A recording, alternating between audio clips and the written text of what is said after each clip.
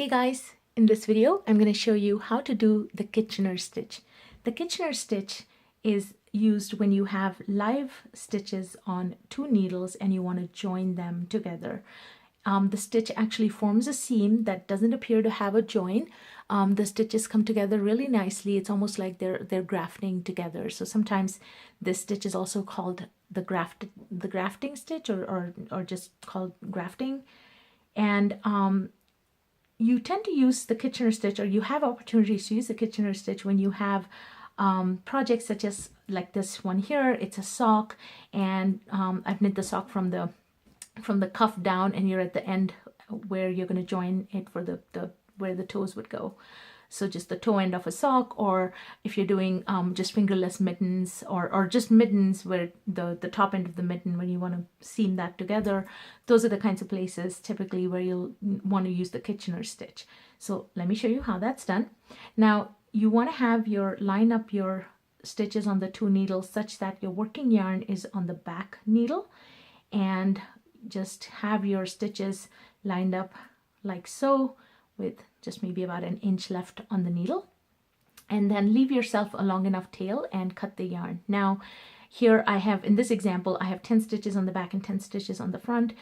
If you are grafting a much bigger piece, for instance, if you've made a cowl, an infinity cowl, and you want to join it together using this technique, and let's say you've got 20 stitches or 30 stitches, then you want to leave a long enough tail accordingly. So I typically just go to the length of the stitches and then maybe double or triple it. Better to have more yarn than less. And so go ahead and insert the yarn into the tapestry needle, and the stitch itself is really simple. What we do is we will work 2 stitches on the front needle and then 2 stitches on the back needle, and there's a very standard pattern that we'll use throughout. And so it'll kind of become like a rhyme or a chant once you do it. So for the first 2 stitches on this front needle, for the first stitch, we insert the tapestry needle in here as if to knit. Okay, and you drop off that stitch. So I just pull on the needle and drop that stitch off. And then you insert as if to purl into the second stitch, still on that front needle. And that one you leave it on. Then you go to the back needle and insert it into the first stitch as if to purl, and then you bring that stitch off, and just by pulling the needle.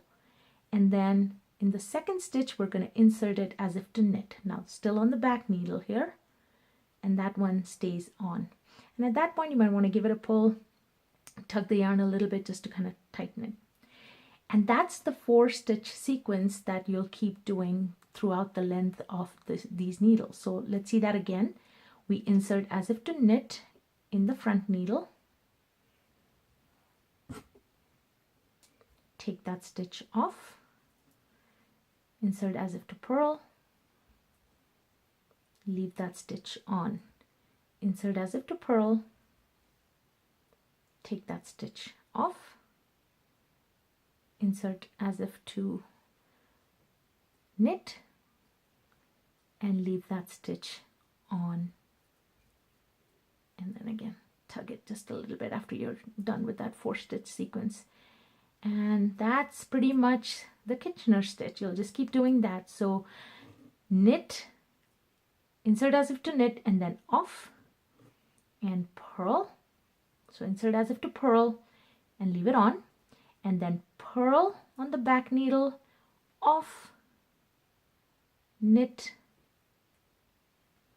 and it stays on.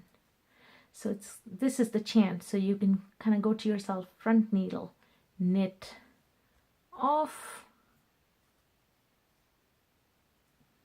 purl, on. And for the back needle, it's purl, off,